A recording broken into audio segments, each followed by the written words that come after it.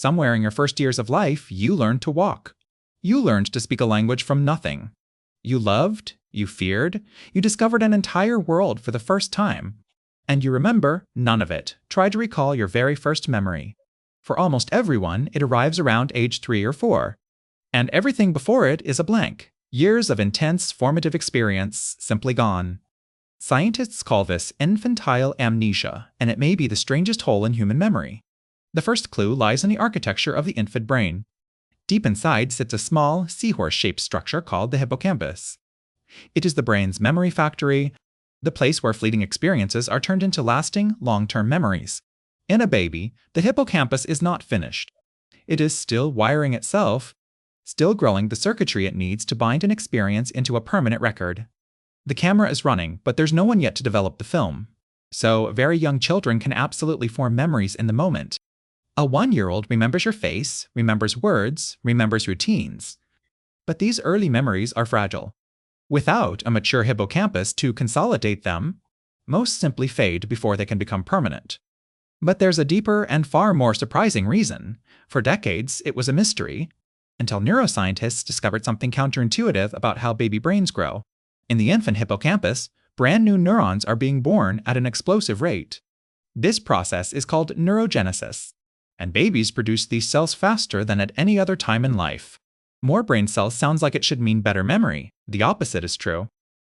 In 2014, neuroscientist Paul Frankland ran an elegant experiment with mice. When he increased neurogenesis, the animals forgot faster. Each new neuron, wiring itself into the network, disrupted the delicate connections that already held a memory. Picture a library where new shelves are constantly being jammed into the aisles. Every edition shoves the old book somewhere else, until the original arrangement is lost. A baby's booming brain is powerful precisely because it is being rebuilt, and rebuilding overwrites the past. There is one more key, and it turns in a lock made of words. Psychologists notice that the end of infantile amnesia lines up closely with N, explosion, and another skill, language. Consider what a memory of an event really is. It is a story. This happened, then that happened, and here's how I felt. Before a child has words, they have no way to structure experience into that kind of narrative. And narrative is the scaffolding memory hangs on. Researcher Gabrielle Simcock ran a clever study. She showed toddlers a unique event, then tested them later. The children could only describe the memory using words they had already known at the time it happened. Any experience they lacked the words for, they could not put into a story and largely could not retrieve. So language doesn't just describe memory, it may help build it. As a child learns to say I, and me, and yesterday, they gain the tools to tie experiences to a self that persists through time. Before that self fully exists, there is no one for the memories to belong to. That idea points to the final piece. To remember your life, you need a you at the center of it. Psychologists call these autobiographical memories. Events stamped as things that happened to me.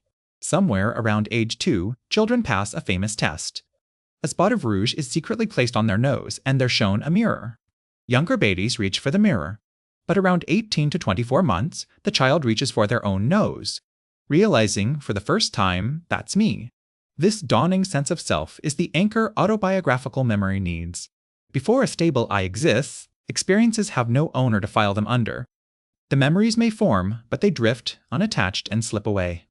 So, infantile amnesia is not one failure but a convergence, an unfinished hippocampus, a brain overriding itself with new neurons, a mind without the words to build stories, a self not yet fully born. Together they seal away the beginning of your life, and yet, those lost years were not wasted. This is the beautiful paradox. You don't remember learning to walk, but you can walk. You don't remember learning your language, but you speak it fluently. Those early experiences shaped a different, deeper kind of memory. Not the conscious kind you can recall, but the hidden kind woven into your skills, your reflexes, your sense of what safety and love feel like. The events vanished, their imprint remained. Some researchers believe your earliest relationships, though consciously forgotten, quietly tune your emotional wiring for life. The face that comforted you, the arms that held you. You cannot summon the moment, but in some sense you are still made of it. So you were never really empty of those years, you are the memory of them.